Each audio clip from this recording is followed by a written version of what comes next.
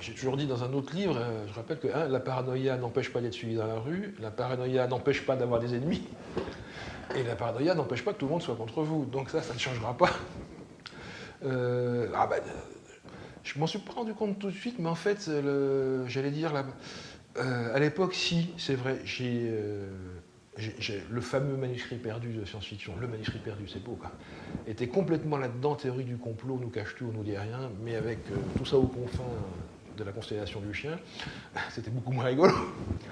Mais je pense aussi, la paranoïa. Le problème, c'est que quand je me dis il ne faut pas l'être, dès que j'écoute un bulletin d'information, je me dis c'est pas possible. Si, et encore, je trouve qu'on est vraiment des gamins. En corrigeant les épreuves de cette réédition, j'ai eu une sensation très étrange de déjà dit.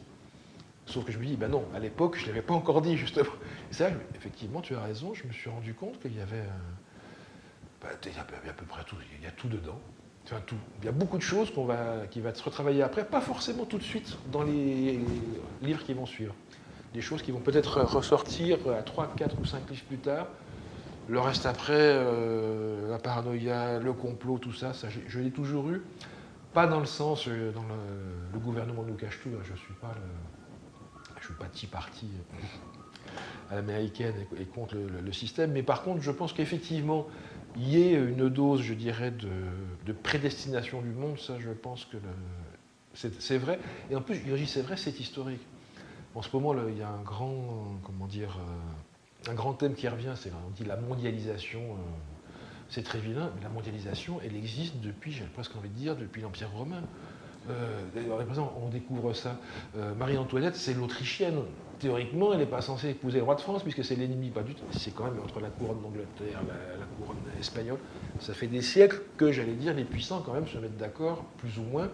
Généralement, ce n'est pas eux qui vont sur le champ de bataille.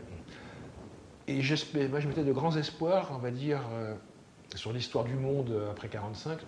On a atteint, je pense, quand même le summum de ce qu'on pouvait faire dans ce système-là.